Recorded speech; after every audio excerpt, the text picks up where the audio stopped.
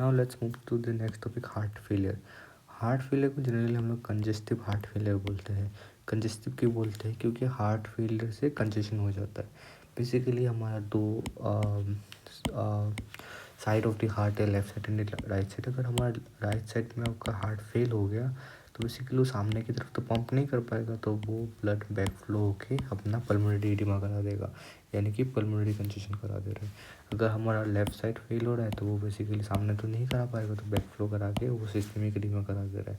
मतलब कि बेसिकली अगर हार्ट फेल हो रहा है देन हमारा बाकी ऑर्गन का कंजेशन हो पा रहा है, क्योंकि बाकी ऑर्गन से हार्ट ब्लड को पंप ही नहीं कर पा रहा है, तो इसलिए हार्ट फेलियर को हम लोग कंजेस्टिव हार्ट फेलियर बोलते हैं। अब नेक्स्ट कुछ लाइंस में ये बताया गया कि हार्ट फेलियर कितना ज़्यादा डेंजरस है।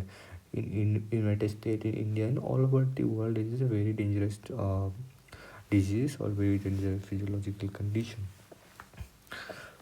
हार्ट फेलियर जो है वो बेसिकली एक कंडीशन होता है जहाँ पे हार्ट एनफ ब्लड को पंप नहीं कर पाता है मेटाबॉलिक डिमांड को पूरा करने के लिए पेरिफेरल टिश्यू का। हमारा हर एक टिश्यू ऑक्सीडेटिव फॉस्फोराइलेशन पे डिपेंड करता है उसके सेलुलर मेटाबॉलिज्म के लिए, उसका ग्रोथ के लिए, उसका सर्वाइवल के लिए। एंड उनको ऑक्सीजन चाहिए होता है, न्यूट्रिशन चाहिए होता है, एंड उनको वेस्ट हटाने के लिए उनको एक मीडियम चाहिए होता है। अगर हार्ट उस मीडियम को प्रोवाइड नहीं कर पा रहा है, यानी कि ब्लड को उन पेरिफेरल टिश्यूज़ तक, ऑक्सीजन को पेरिफेरल टिश्यूज़ तक, न्यूट्रिशन को पेरिफेरल टिश्यूज़ तक नहीं पहुंचा पा रहा है, देन हम लोग बोलेंगे कि हार्ट जो है वो फेल हो गया। ठीक है, और can do so only at elevated filling pressure. अब एलिवेटेड फीलिंग प्रेशर से क्या होता है? बेसिकली फ्रैंक स्टार्लिंग लॉ के ऊपर डिस्कशन कर रहा है। फ्रैंक स्टार्लिंग लॉ ने ये बोला था कि एलिवेटेड फीलिंग प्रेशर का मतलब क्या होता है? जैसे ही हमारा प्लीरूट बढ़ता है तब हमारा कॉन्ट्रैक्टिबिलिटी और स्ट्रॉन्गर होता है। तो वो बोला कि अगर हमारा एलिवेटेड फीलिंग प्रेशर होगा तब हार्ट बिल्कुल सही पंप करेगा। बिल्कुल सही मतलब it would reach the adequate amount of it will able to supply the adequate amount of oxygen and nutrient to the peripheral tissue। But अगर वो नॉर्मल स्टेबल पर्सन है देन वो नहीं कर पाएगा, तो उसको बोलते हैं हार्ट फेलियर। ठीक है, और ये बेसिकली एंड स्टेज है, यानी कि ये बेसिकली बहुत सारा बीमारी का आखिरी स्टेज है। जैसे कि बीमारी हो गया हमारा, बहुत सारे क्रॉनिक हार्ट डिजीज़ हो गया जो कि बेसिकली इंसीडियस है, मतलब कि बेसिकली वो हमारा स्लोली डेवलप हो रहे हैं, जो कि हम cumulative effect of chronic work overload, जैसे कि हमारा वेलुलर डिजीज हो रहा है, हाइपरटेंशन हो रहा है, these are insidious in nature. मतलब कि ये एक सर्टेन लेवल ऑफ टाइम से धीरे धीरे डेवलप होता है। फिर ischaemic heart disease after myocardial infarction with heart damage. Ischaemic heart disease में क्या होता है? इस्केमिया मतलब कि हमारा ब्लड सप्लाई नहीं पहुंचता, तो हार्ट का किसी एरिया तक ब्लड सप्लाई नहीं पहुंचता है, जिसके कारण उनका इन्फ्रैक्शन यानी कि सेल डेथ हो जाता है। इसमें क्या होगा कि अभी देखो, अगर इतना हार्ट है, ये इसी से total amount of heart muscle है, इतना का इन्फ्रैक्शन हो गया तो बाकी इस पार्ट के ऊपर लोड पड़ जाता है कि यू हैव टू सप्लाई और you have to supply the blood to the all the peripheral tissue, and इसमें वो अक्सर फेल हो जाते हैं। तो बेसिकली क्रॉनिक डिजीज़ जैसे कि आपका वाल्वुलर डिजीज़ या हाइपरटेंशन या फिर इस्केमिक हार्ट डिजीज़ से हार्ट फेलियर हो सकता है। सिमिलरली कुछ एक्यूट हीमोरेज के लिए, या फिर मान लो किसी का एक्सीडेंट हो गया या फिर किसी को गोली लग गई, उनसे भी आपको फ्लूइड ओवरलोड हो के हार्ट फेलियर हो सकता है। या फिर एब्रप्ट वेलुलर डिस्फंक्शन, अचानक से वेलुलर डिस्फंक्शन हो गया किसी रीजन से, या फिर अचानक मायोकार्डियल इन्फ्रैक्शन हो गया, तो ये सबसे भी हमारा कंजेस्टिव हार्ट फेलियर हो सकता है। तो कंजेस्टिव हार्ट फेलियर सिर्फ क्रॉनिक डिजीज से नहीं बल्कि हमारा एक्सीडेंट से या फिर हमारा एब्रप्ट वेलुलर डिस्फंक्शन से भी हो सकता है। अब जो हमारा मायोकार्डियल कार्डियक वर्कलोड है, अगर वो इंक्रीज होता है, लाइक हमारा हार्ट में अगर प्रेशर बढ़ता है तो हमारा कुछ फिजियोलॉजिकल मैकेनिज्म है। हार्ट पे अगर प्रेशर बढ़ेगा तो बेसिकली कार्डियक आउटपुट कमेगा। तो हमारे पास बेसिकली कुछ फिजियोलॉजिकल मैकेनिज्म है जो कि कोशिश करेगा कि कार्डियक आउटपुट कमे ना, इस कार्डियक आउटपुट को कंसिस्टेंट रखे। बेसिकली फिजियोलॉजी का one of the essential role in our body is to maintain homeostasis। ठीक है, होमोस्टेसिस मेंटेन करने के लिए कुछ ना कुछ मैकेनिज्म्स है जो कि इन क्विकली एक्टिवेट हो जाएगा, जिससे कि हमारा ये हार्ट का जो कार्डियक आउटपुट है उसको मेंटेन रख पाए। क्या क्या मैकेनिज्म है? सबसे पहले है फ्रैंक स्टार्लिंग लो। अगर हमारा हार्ट फेलियर हो रहा है, हार्ट में अच्छे से वो कार्डियक आउटपुट डिक्रीज हो रहा है, देन हमारा जो वेंट्रिकल्स है उसमें ब्लड का एक्यूमुलेशन हो जाएगा। अगर ब्लड का एक्यूमुलेशन हो रहा है देन हमारा जो है प्रीलोड बढ़ जाएगा, एंड अगर प्रीलोड बढ़ जाता है तो हार्ट का कंट्रैक्टिबिलिटी बढ़ जाएगा, हार्ट का कंट्रैक्टिबिलिटी बढ़ जाएगा, जिसके लिए हमारा जो है कार्डियक आउटपुट है वो एक सर्टेन टाइम के लिए मेंटेन हो सकता है। तो हमारा ये तो पहला हो गया Frank Starling law. Second thing हो गया कि activation of the neurohumoral system. इसमें क्या होगा कि हमारा जो बॉडी का न्यूरल सिस्टम है वो एक्टिवेट हो जाएगा और बेसिकली वो कुछ एंडोक्राइन हार्मोन्स को रिलीज़ करेगा। जैसे कि अगर हमारा हार्ट में अगर हमारा ब्लड प्रेशर कमता है, ठीक है, हमारा कार्डियक आउटपुट कमता है, तो कार्डियक आउटपुट बेसिकली कहाँ से जाएगा? आर्क ऑफ एओर्टा से जाएगा। हम आर्क ऑफ एओर्टा में बेसिकली हमारा कुछ एओर्टिक साइनस है, उसके बाद हमारा कुछ हमारा ये साइनसेस है, कैरोटिड साइनस है, जिसमें कि हमारा बैरो रिसेप्टर होता है। तो बैरो रिसेप्टर सेंस करेगा, सेंस करके वो फिर हमारा ब्रेन में देगा, एंड ब्रेन से हमारा सिंपैथेटिक सिस्टम में जाके सिंपैथेटिक नर्व एक्टिवेट हो जाएगा। ठीक है, तो सिंपैथेटिक नर्व क्या करेगा? हमारा B1 को स्टिमुलेट करेगा, हमारा हार्ट रेट को बढ़ाएगा। सेकेंड थिंग क्या करेगा? हमारा अल्फा 1 को स्टिमुलेट करेगा, जिससे वैसोकंस्ट्रिक्शन होगा, हमारा कंट्रैक्टिबिलिटी बढ़ेगा हार्ट का। ठीक है, तो बेसिकली बैरोरिसेप्टर से एक तो काम कर रहा है हमारा नॉन एफिनेफ्रिन रिलीज करके। नॉन एफिनेफ्रिन इज बेसिकली और सिंपैथेटिक सिस्टम का post synaptic neurotransmitter. Second thing है कि activation of the rest mechanism. Rest mechanism से क्या होगा? कम रहेगा, हमारा जो रीनल परफ्यूजन है वो भी कमेगा, नर्व कमने से GFR कमेगा, GFR कमने से जो हमारा मैक्यूला टेंसर सेल है कहाँ पे? बेजी एपरेटस में। बेजी एपरेटस में हमारा जो मैक्यूला टेंसर सेल है इनके पास क्या सिग्नल जाएगा कि भाई NaCl कम गया। अगर हमारा NaCl कम गया तो ये फिर क्या रिलीज़ करेंगे? ये फिर रेनिन रिलीज़ करेंगे। रेनिन फिर रेनिन से रेनिन क्या करेगा? हमारा एंजियोटेंसिनोजन से एंजियोटेंसिनोजन 1 बनाएगा, फिर लंग से हमारा कन्वर्टिंग फैक्टर आएगा, एंड उससे हमारा क्या होगा? एंजियोटेंसिनोजन 2 बनेगा। ये क्या होगा? वैसोकंस्ट्रिक्शन करेगा, सोडियम का रीअब्जॉर्प्शन करेगा, एल्डोस्टेरोन सिक्रेशन करवाएगा। ठीक है, तो बेसिकली क्या हो रहा है हमारा, हम लोग वाटर को बचा रहे हैं, यानी कि हम लोग वाटर को सीक्रेट होने नहीं दे रहे। तो अगर किसी को हार्ट फेलियर है या फिर नॉट इवन हार्ट फेलियर, किसी को हार्ट का बीमारी है, देन उनको it's very much normal that उनको डिक्रीज इन यूरिन आउटपुट आना ही आना है। ठीक है, क्योंकि बेसिकली हमारा जो रेनिन डिफरेंशियल मैकेनिज्म काम कर रहा है। ठीक है, सेकेंड थिंग है कि इससे क्या होगा? अगर बहुत ज़्यादा रेनिन एंजियोटेंसिनोजन रिलीज़ हो जाता है और बहुत ज़्यादा ही वाटर वो बेसिकली रिटेन कर देता है जितना चाहिए नहीं। मान लो किसी इन पर्सन को बहुत एक्यूट लेवल का हार्ट में कोई बीमारी हुआ, like a person is having a very acute disease in this heart, कुछ पेन वगैरह, देन उसमें अगर ये बहुत ज़्यादा रिलीज़ हो गया तो बहुत ज़्यादा वॉल्यूम बढ़ जाएगा है ना पानी का, एंड बहुत ज़्यादा कार्डियक आउटपुट बढ़ जाएगा। एंड अगर इसमें ये होता है तो एक काउंटर बैलेंसिंग फैक्टर भी है जो कि है एट्रियल नेट्रियूरेटिक फैक्टर। ये बेसिकली कहाँ से रिलीज होता है? नाम में ही एट्रियल है, तो बेसिकली राइट एट्रियम या फिर लेफ्ट एट्रियम से रिलीज होता है। जैसे ही एट्रियम के पास, मान लीजिए हमने राइट एट्रियम के पास ऐसा इन्होंने ऐसा बहुत पानी बचाया, तो ऐसा राइट एट्रियम डायलेट हो जाएगा। राइट एट्रियम डायलेट होने के बाद राइट एट्रियम एट्रियल नेट्रियूरेटिक पेप्टाइड को रिलीज करेगा। ये पे क्या करता है? ये बेसिकली डायूरेसिस कराता है, एंड ये बेसिकली वैसो डाइलेशन कराता है। दो चीज़ें, डायूरेसिस एंड वैसो डाइलेशन। ठीक है, क्यों करा रहा है? अगर एक्सेस फ्लूइड हमारा एक्यूमुलेट हो जाता है then as a protective mechanism it to diuresis and vaso dilation.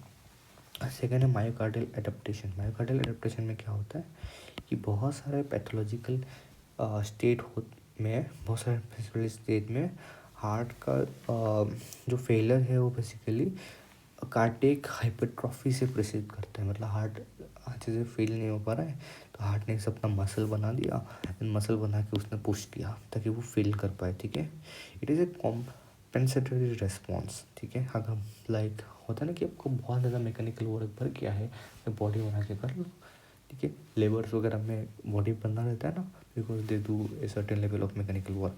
तो वैसा ही मायोकार्डियल में एक एडेप्टेशन आ जाता है, उसमें बेसिकली कार्डियक हाइपरट्रॉफी हो जाता है। सिमिलरली एक टर्म यूज़ किया जाता है वेंट्रिकुलर रिमॉडलिंग। ये बेसिकली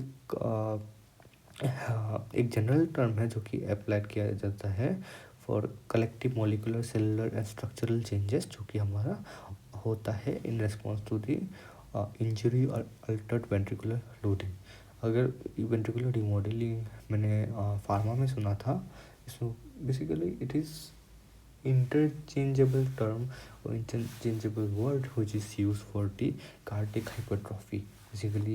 अगर अगर आपको स्पेसिफिकली जानना है, मतलब स्पेसिफिकली बोलना है ये क्या होता है, then it is a structural change, it is the molecular change, it is the cellular change which occurs in response to the injury or altered ventricular overload, ventricular loading। मतलब अगर कोई भी इंजरी हुआ है, फिर वेंट्रिकुलर लोडिंग हुआ तो उसके कारण जितने चेंजेस होते हैं उसको भी बोलते हैं। Alter such adaptive mechanism can potentially maintain adequate cardiac output in the face of acute uh, perturbations. Their capacity to do so is uh, those who may be ultimately overwhelmed। मतलब कि ये जो एडेप्टेशन है ये adequately cardiac output को maintain कर सकता है in face of acute perturbation. Perturbation मतलब चेंजेस। ओके, अगर कुछ एक्यूट चेंजेस हुआ like for a short duration of time cardiac output को मेंटेन करना है, then this adaptation can do so, but एक लिमिट के बाद they can do so, they are like overloaded with that. Heart failure from progressive deterioration of the myocardial contractile function is known as systolic dysfunction। मतलब कि अगर heart failure हो रहा है due to the like कंट्रैक्टिबिलिटी में अगर defect हो रहा है, अगर अच्छे से हमारा मायोसाइट कॉन्ट्रैक्ट नहीं कर पा रहे हैं, उसको सिस्टोलिक डिसफंक्शन बोलते हैं।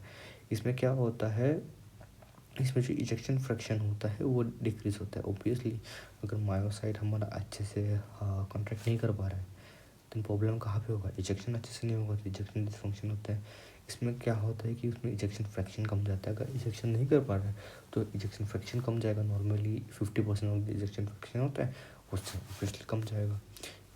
और इजेक्शन फ्रैक्शन कब कम हो सकता है, जब हार्ट का वाल तक ब्लड ही नहीं पहुंचा। तो अगर हार्ट का वाल तक ब्लड नहीं पहुंचा तो वो ओब्वियसली अच्छे से कॉन्ट्रैक्ट नहीं कर पाएगा, या फिर उसमें अच्छे से अडेप्ट नहीं कर पाया। लाइक अचानक से बहुत ज़्यादा वॉल्यूम बढ़ गया या फिर अचानक से बहुत ज़्यादा प्रेशर बढ़ गया, उसके अगेंस्ट वो अडेप्ट नहीं कर पाया, तब भी हो सकता है। और बल्मोनल डिजीज़ में हो सकता है लाइक उसमें बैकफ्लो ऑफ द ब्लड आ रहा है तो इजेक्शन फ्रैक्शन ऑफकोर्स बिगड़ेगा। लाइक आपका एओर्टिक बल्ब से 50% तो गया था लेकिन 15% वापस आ गया ड्यू टू द बैकफ्लो, या फिर due to the disease in the valve, या फिर वेंट्रिकुलर डायलेशन। वेंट्रिकुलर डायलेशन से मतलब कि मान लो कि आपका एक पोलिटिन है, पोलिटिन को आप एक बार स्क्वीज़ करोगे तो एक सर्टेन अमाउंट ऑफ ब्लड जाएगा। अब अगर वो पोलिटिन बहुत बड़ा हो गया, पोलिटिन 10x बड़ा हो गया, देन आप सेम अमाउंट ऑफ स्क्वीज़ करोगे then same amount of blood नहीं जाएगा। ठीक है, क्योंकि उसका भी इतना बड़ा हो गया कि उसमें हमको ज़्यादा प्रेशर लगेगा।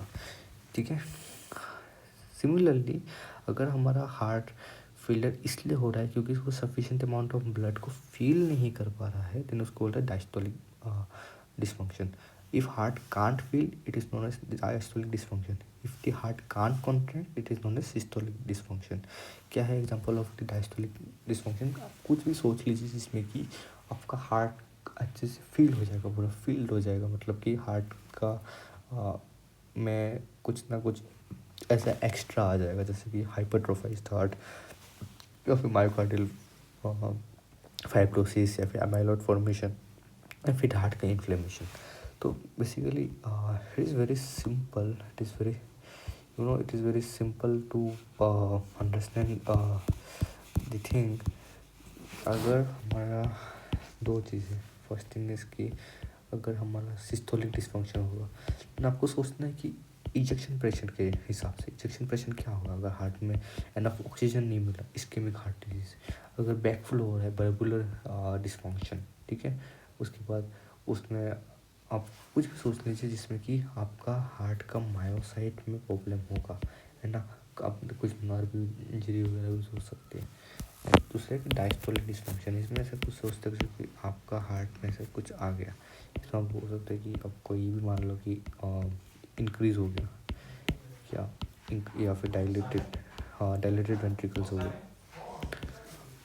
सेकेंड थिंग है डायस्टोलिक डिसफंक्शन। डायस्टोलिक डिसफंक्शन में आप ये कर लीजिए कि वो फील नहीं हो पा रहा है। क्यों नहीं फील हो रहा है? मान लीजिए कुछ हाइपरट्रोफाइज्ड हार्ट हो गया, ठीक है, या फिर मायोकार्डियल फाइब्रोसिस हो गया, फाइब्रोसिस फॉर्मेशन हो गया हार्ट के अंदर, या फिर मान लीजिए कि और क्या रीज़न हो सकते हो जिसमें जिसके कारण वो फील ना हो पाए। अमाइलॉइड फॉर्मेशन हो गया, ठीक है। उस रीजन्स के बारे में आप सोचना। सेकेंड थिंग है कि कार्डिक हाइपरट्रॉफी का हम लोग पैथोफिजियोलॉजी देखते हैं। कार्डिक हाइपरट्रॉफी क्यों हो रहा था? कार्डिक हाइपरट्रॉफी इसलिए हो रहा था क्योंकि उसमें मैकेनिकल स्ट्रेस उसमें बढ़ गया था। ठीक है, इतना मैकेनिकल स्ट्रेस उसमें बढ़ गया कि नाव वो मतलब उसको मेंटेन करने के लिए या फिर उसको अच्छे से पंप करने के लिए उसको जो है हाइपरट्रोफाइज्ड हो गया, ठीक है। यानी कि अपना सेल का साइज़ बढ़ा दिया। Hypertrophy does not mean cell का नंबर, वो हाइपरप्लेजिया होता है। हम बोल रहे हैं हाइपरट्रॉफी मतलब कि उसका साइज़ बढ़ा दिया। उसमें क्या है कि sustain increase in the mechanical work of either ventricle due to pressure overload और वॉल्यूम ओवरलोड और due to the trophic signal those related to the activation of the beta adrenergic receptor cause myocyte to increase size called the cellular hypertrophy। Beta adrenergic response मतलब क्या होता है? Increase pressure increase volume. तो समझे कि अगर उसको mechanical continuously mechanical stress मिल रहा है कि बहुत ज़्यादा प्रेशर आ रहा है, बहुत ज़्यादा वॉल्यूम आ रहा है, ठीक है। हाइपरटेंशन वाला पेशेंट है, बहुत ज़्यादा प्रेशर आ रहा है, सिमिलरली उसमें बहुत ज़्यादा वॉल्यूम आ रहा है, तो उसमें ऐसा हो जाएगा कि एक टाइम के बाद वो हाइपरटेंसिव हो जाएगा, ठीक है।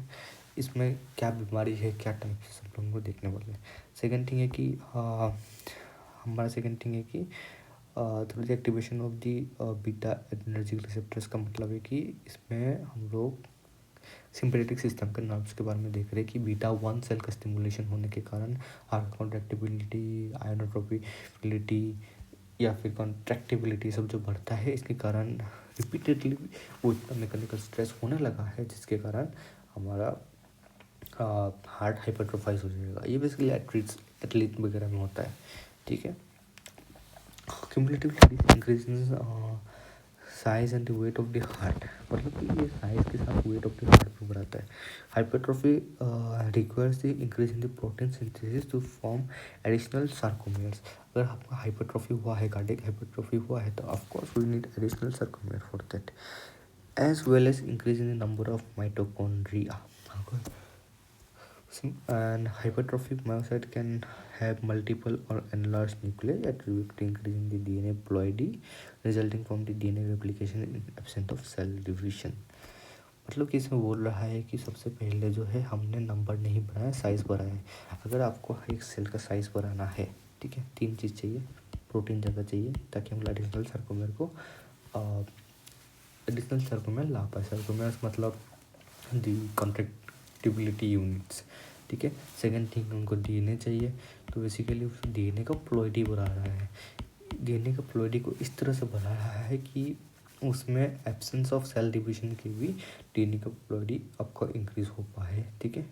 और इसलिए इनमें हम मल्टीपल न्यूक्लियाई भी देख सकते हैं। एंड इसमें हमको फिर माइटोकॉन्ड्रिया भी बढ़ाना पड़ेगा, सार्कोमेर भी बढ़ाना पड़ेगा। अब this pattern of the hypertrophy जो है वो natural in presence of the overload hypertrophy due to the hypertension or aortic stenosis, new sarcomere predominantly assemble in parallel on the long axis of the cell, expanding the cross-sectional area of the myocyte in ventricular and forming a concentric increase in the wall thickness. तो ये basically क्या बोल रहे हैं कि आपको दो type का हाइपरट्रॉफी होता है। मैंने बोला कि टोटल तीन टाइप का बोला, एक तो बोला मैंने प्रेशर के लिए, एक तो बोला मैंने वॉल्यूम के लिए, एक तो मैंने बोला को ट्रॉफी के यानी कि नर्व नर्व के लिए, ठीक है। अब जो प्रेशर हाइपरट्रॉफी होता है जिसमें कि प्रेशर बढ़ जाता है, उसमें मायोसाइट का अरेंजमेंट अलग होता है। न्यू न्यू जो मायोसाइट्स फॉर्मेशन हो रहा है, फिर न्यू न्यू जो सर्कोमेर फॉर्मेशन हो रहा है, उनका अरेंजमेंट अलग होता है देन वॉल्यूम ओवरलोड हाइपरट्रॉफी में। प्रेशर ओवरलोड हाइपरट्रॉफी में जो होता है वो बेसिकली पैरेलल होता है, मतलब कि इस तरह से फॉर्मेशन होगा। अगर मैं आपको दिखा पाऊँ तो बेसिकली उसमें जो प्रेशर हाइपरट्रॉफी होगा, जो हमारा प्रेशर हाइपरट्रॉफी होगा, प्रेशर ओवरलोड हाइपरट्रॉफी होगा, उसमें जो सर्कुमेरस है, sarcomere will form like this, sarcomere will form like this. Should be arrangement of the sarcomere in pressure overload hypertrophy, they are forming in parallel form। तो उसके लिए क्या होगा, जो वाल का थिकनेस है, वाल का थिकनेस बढ़ेगा। हमारा क्या बोला, वाल का थिकनेस बढ़ा। और वॉल्यूम ओवरलोड हाइपरट्रॉफी में क्या होगा कि they will new one will form in series. तो न्यू वन जो होता है सर्कुमेर का वैसे सीरीज में फॉर्म होता है। इसके लिए क्या होगा, हमारा जो वेंट्रिकल है क्या वो डायलेटेड हो जाएगा, ठीक है। इसमें जो होता है वाल्व ठीक हो रहा था, बट इसमें डायलेटेड हो जाएगा। बट दोनों का क्या सेम होगा, दोनों का वेट इंक्रीज होगा, ठीक है, बट अरेंजमेंट दोनों का अलग है। तो रोबिन्स यही लिखता है कि प्रेशर हाइपरट्रॉफी में नया जो सर्कुमेर है वो बेसिकली पैरेलली अरेंज होगा लॉन्ग एक्सिस ऑफ थैल, जिसके क्रॉस सेक्शनल एरिया बढ़ जाएगा वेंट्रिकुलर का। एंड वॉल्यूम हाइपरट्रॉफी में जिस हमारा जो है नया को अब पैरेलली लगेगा, जिसके लिए वेंट्रिकुलर डायलेशन हो जाएगा, जिसके कारण due to the volume overload और डायलेशन, जिसके लिए compensation failure of previous pressure overload, wall का थिकनेस इंक्रीज जो हो रहा था, इसमें वाल का थिकनेस नॉर्मल रहेगा, इसमें थिकनेस हो रहा था, इसमें थिकनेस नॉर्मल रहेगा, या फिर लेस देन नॉर्मल भी रह सकता है। के लिए आपका हार्ट का वेट इसमें ज़्यादा अप्रोप्रिएट होगा तो मेजर करने के लिए। ये हाइपरटेंशन के लिए हो रहा है या फिर एओर्टिक स्टेनोसिस के लिए हो रहा है, प्रेशर बढ़ जा रहा है क्योंकि आपका एओर्टा आपका अटका हुआ है। इसमें बेसिकली क्यों हो रहा है, इसमें हो रहा है क्योंकि वेल्वुलर रिगर्जिटेशन के लिए हो रहा है, क्योंकि back flow of the blood ज़्यादा आ रहा है, ज़्यादा वॉल्यूम आ रहा है तो डायलेट हो गया, डायलेट हो गया, उसने क्या करने की कोशिश की, डायलेट हो गया, उसने एक्यूमुलेट करने की कोशिश की। तो बेसिकली इसमें जो हो रहा है, इसमें हमारा आफ्टर लोड इंक्रीज हो रहा है एंड इसमें बेसिकली हमारा प्री लोड इंक्रीज हो रहा है, ठीक है।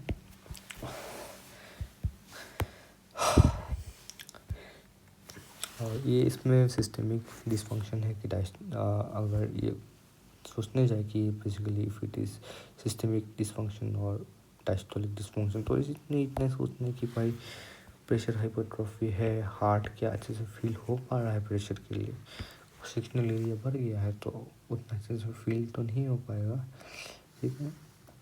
तो इसमें आप बेसिकली इसको डायस्टोलिक डिसफंक्शन में ढाल सकते हो एंड इसको बेसिकली सिस्टमिक डिसफंक्शन में ढाल सकते हो, बिकॉज हार्ट का बेसिकली हमारा वेल्व इंक्रीज हो गया तो बेसिकली उससे वेंट्रिकुलर डायलेशन से हमारा क्या होगा, अच्छे से वो पंप नहीं कर पाएगा। अब जो हार्ट डिजीज़ है बेसिकली बहुत dramatic level of cardiac hypertrophy कर सकता है, जिसमें कि है पेशेंट जो कि हाइपरटेंशन से है या फिर इस्केमिक हार्ट डिजीज से है, एओर्टिक स्टेनोसिस से है, मैट्रियल रिगर्जिटेशन से है, या फिर डायलेटेड कार्डियोमायोपैथी से है। फ्रीक्वेंटली उनका हार्ट जो है उनका वो डबल या ट्रिपल हो जाता है एंड जो आयोटिक रिगर्जिटेशन मतलब एओर्टा बेसिकली बैक फ्लो कर रहा है, और हाइपरट्रॉफिक कार्डियोमायोपैथी है जिनका हार्ट 3 से 4 गुना ज़्यादा बढ़ जाता है नॉर्मल से। Normal changes at the tissue and the cellular level occur with cardiac hypertrophy, significant myocyte hypertrophy not accompanied by the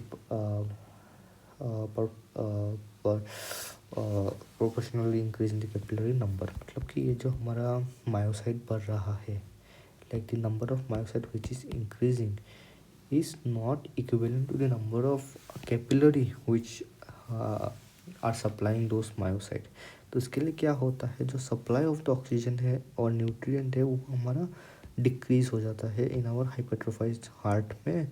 जिसके लिए क्या होता है पर्टिकुलरली वन, जो कि प्रेशर हाइपरट्रॉफी में क्या हो रहा था, क्रॉस सेक्शनल एरिया बढ़ रहा था, इसलिए हमारा मोड लाइक बैड है, ठीक है, या फिर मोर फ्रेजाइल है kind of then normal heart. क्यों? क्योंकि नॉर्मल हार्ट में क्या हो रहा है, लाइक नॉर्मल हार्ट है तो हमारे पास 5 मायोसाइट है, देन पर्टिकुलरली 5 कैपिलरीज हो गए। फॉर एग्जांपल यहाँ पे 5 का 10 हो गया, 5 का 10 मायोसाइट हो गया, फिर 5 का 5 बड़े बड़े मायोसाइट्स हो गए, और लेकिन वो जो आर्टरीज है, नंबर ऑफ आर्टरीज है वो सेम ही रह गए, ठीक है। तो इसमें ये तो दिक्कत की बात है ना कि आपको भले ही आपका मायोसाइट बढ़ गया है, मायोसाइट का साइज बढ़ गया है, हाइपरट्रॉफी हो गया है, लेकिन आपका मायोसाइट का नंबर तो सेम है। At the same time cardiac hypertrophy is associated with heightened metabolic demand due to the increase in mass, heart rate and contractibility. All of those increase cardiac oxygen consumption. As a result of these changes, the hypertrophied heart is vulnerable to ischemic that deposition which can evolve as a cardiac failure. मतलब क्या हो रहा है कि भले ही हमें cardiac hypertrophy क्यों हुआ था, क्योंकि मैकेनिकल स्ट्रेस बढ़ा था। तो इन सब से जो मेटाबॉलिक डिमांड है वो तो बढ़ गया। क्यों बढ़ेगा? क्योंकि आपका सेल का भाई साइज़ बढ़ा है, सेल का आपका वेट बढ़ा है, तो इसलिए मेटाबॉलिक डिमांड तो बढ़ेगा। लेकिन जो कंट्रैक्टिबिलिटी बढ़ा, मास बढ़ा, सब कुछ बढ़ा, लेकिन जो ऑक्सीजन को सप्लाई कर रहा था, जो कैपिलरीज को सप्लाई कर रहा था, वो तो सेम रह गए। अगर वो सेम रह गए हैं देन ऑब्वियसली आपका इस्केमिक रिलेटेड इंजरी उनको हो सकता है ज़्यादा से ज़्यादा, जिसके कारण क्या होगा, आपका फाइब्रस टिश्यू डिपोजिशन होगा एंड देन आपका अल्टीमेटली उसको कार्डिक फेलियर होगा। कार्डिक फेलियर के बाद फाइब्रस टिश्यू डिपोजिशन होगा, फाइब्रोसिस होगा, ठीक है। इसके लिए क्या होगा, आपका डायस्टोलिक फीलिंग में रेजिस्टेंस प्रोवाइड करेगा। अभी देखो हमारा जो ये हाइपरट्रोफाइज्ड हार्ट हुआ है, जो हाइपरट्रॉफी हो रहा है, उसमें प्रोटीन सिंथेसिस का इम्पोर्टेंट रोल है, ठीक है। उसमें प्रोटीन सिंथेसिस चाहिए। तो जैसे ही हमारा मॉलिक्यूलर चेंजेस, जैसे ही हमारा हाइपरट्रोफाइज्ड हार्ट होता है, उसमें हम कुछ मॉलिक्यूलर चेंजेस देख सकते हैं। वो है कि जैसे ही हमारा हार्ट में सब मैकेनिकल स्ट्रेस वगैरह बढ़ने लगता है, तो हमारा कुछ इमीडिएट जीन्स आने लगते हैं, जो कि है JUNMYCNERG1, ठीक है।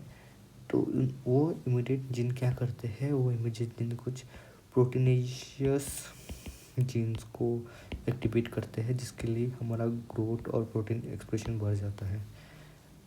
ये जो अगर ये हीमोडायनेमिक ओवरलोड जो हुआ कि अगर प्रोलॉन्ग रहता है, तो हमारा मायोसाइट जो है वो कुछ कुछ फैटल जीन्स को भी एक्सप्रेस कर सकते हैं, जिनके कारण हमारा जो कॉन्ट्रैक्टिबिलिटी ऑफ द हार्ट है वो डिक्रीज होगा हमारा, जिसके कारण बेसिकली वो हार्मफुल हो जाएगा, ठीक है, ठीक है, वो फर्दर वो हार्मफुल हो जाएगा। उसके बाद हम लोग इस फिगर में देख सकते हैं, अगर हाइपरटेंशन से भी बेसिकली प्रेशर हाइपरट्रॉफी होता है, बाइपोलर डिजीज से प्रेशर या फिर दोनों हो सकता है, फ्रैक्शन से बेसिकली ओवरलोड होता है। इन सब से ही हमारा कार्डियक वर्क बढ़ रहा है, मतलब कि क्या है, मैकेनिकल स्ट्रेस बढ़ रहा है, जिसके कारण हमारा वाल स्ट्रेस हो रहा है, सेल स्ट्रेस हो रहा है, और फिर हमारा क्या हो रहा है, हाइपरट्रॉफी हो रहा है, ठीक है। इसमें हाइपरट्रॉफी में बेसिकली हार्ट साइज बढ़ रहा है, प्रोटीन सिंथेसिस बढ़ रहा है, हमारा इमीडिएट जीन, कौन कौन से इमीडिएट जीन, हमारा MYC हो गया, उसके बाद JUN हो गया, उसके बाद हमारे CG1 हो गया, ठीक है, जीन बढ़ रहा है, जिसके कारण कई जीन प्रोलॉन्ग टाइम तक रहेगा, देन आपका फैटल जीन भी बढ़ जाएगा, एब्नॉर्मल प्रोटीन हो रहा है, फाइब्रोसिस हो रहा है। तो ये सब बेसिकली कैरेक्टराइज थे इस हाइपरट्रॉफी का। इसमें बेसिकली आपका वेस्कुलेशन मतलब कि कैपिलरीज उतना नहीं बढ़ रहा है, जिसके कारण अल्टीमेटली क्या होगा, हार्ट फेलियर होगा, एरिथमिया होगा, न्यूरल स्टिमुलेशन होगा। तो इसमें हम लोग देख सकते हैं कि हार्ट फेलियर जो है वो basically eventually it is a common outcome, या फिर एट द एंड में हार्ट फेलियर होता है।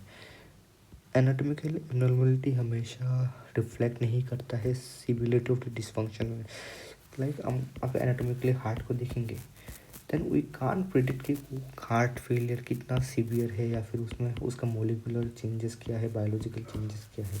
इनिशियली हार्ट नॉर्मल रहेगा, हो सकता है कि मैकेनिकल लोड पर हार्ट नॉर्मल है, लेकिन उसने मोलिकुलरली इमीडिएट चेंज को रिलीज कर दिया। तो anatomically we can reflect the severity of the dysfunction. Indeed, the gross appearance of the failing heart does not adequately convey the underlying structural, biochemical, and molecular basis of myocardial contractile failure.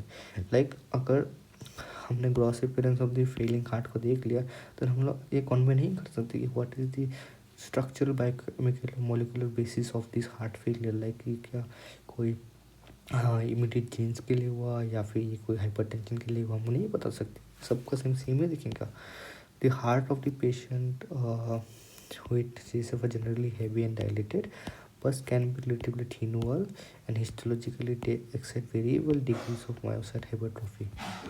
Loss of myocardial mass in the setting of related to work related hypertrophies होता है surrounding myocardial में valvular heart disease increase depression in the overload।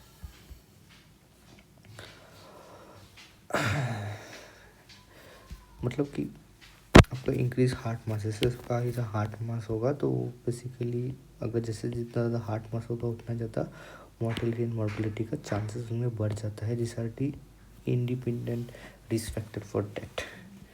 More over हम लोग का एक और चीज़ physiological hypertrophy जो बेसिकली एथलीट वगैरह में होता है।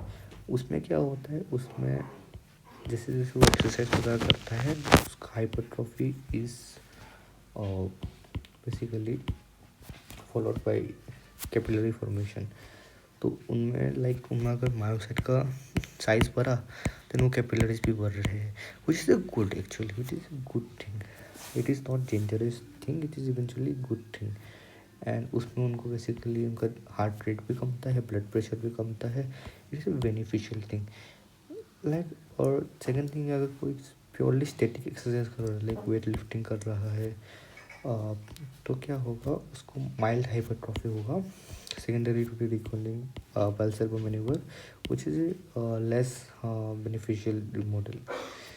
लाइक उनको it is beneficial but it is less beneficial as compare to other whatever is basis.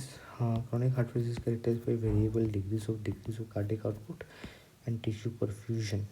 मतलब कुछ भी रीजन हो basically at the end forward failure होगा अगर उसका टिश्यू परफ्यूजन कम हो गया, एज वेल एज अगर ब्लड आपका विनस सिस्टम में विनस कैपेसिटी का अगर पूल हो गया तो वो बैकवर्ड फेलियर होगा। एज ए रिजल्ट में pulmonary oedema and peripheral oedema और बोथ।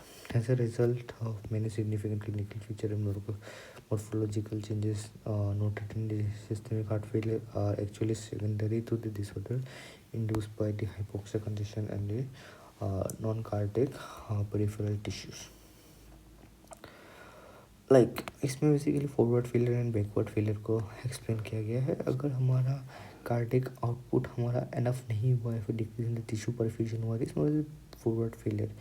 एंड बैकवर्ड फेलियर होता है जब वो बैकफ्लो कर जाता है ब्लड एंड उसमें हमारा सिस्टमिक ऑर्गेन्स में या फिर हमारे पल्मोनरी में इडिमा करा देता है। एंड दोनों भी हो सकता है, तो डिपेंड करता है कि कौन सा साइड का हार्ट गया है एंड उस हिसाब से या फिर फॉरवर्ड फेलियर या बैकवर्ड फेलियर हो रहा है, फिर दोनों फेलियर हो रहे हैं। एंड बहुत सारे सिस्टमिक हार्ट फेलियर जो होता है वो सेकेंडरी टू डिसऑर्डर होता है। लाइक किसी को अगर हाइपोक्सिया हो गया, वो लाइक मेरे क्लिनिकल केसेस में मेरे को एक पेशेंट मिला था who is was from Sela Pass and उनको पल्मोनरी एडिमा हुआ है, then it is actually not due to the primary heart failure, it is due to secondary heart failure due to the hypoxia. या फिर किसी को अदर क्लिनिकल फीचर लाइक उनको congestion in non cardiac peripheral tissue हो गया, like उनको अलग peripheral tissue में कंजेशन हो गया जिसके कारण फॉरवर्ड बाय हार्ट कंजेशन, तो वो सब भी हो सकता है। Cardiovascular system basically close circuit है, उसमें basically left side and right side failure को इंडिपेंडेंटली हो सकता है। Failure of the one side से हमारा दूसरा साइड भी लाइक एक साइड का फेलियर हो गया तो वो फिर फॉलो कर सकता है दूसरे साइड को। तो दिस आर इंटरडिपेंडेंट, बट हम लोग उसको पार्ट पार्ट हम लोग इजीली समझ सकते हैं. नेक्स्ट वीडियो में will read about the left side and right side of the left side failure and the right side failure. Thank you.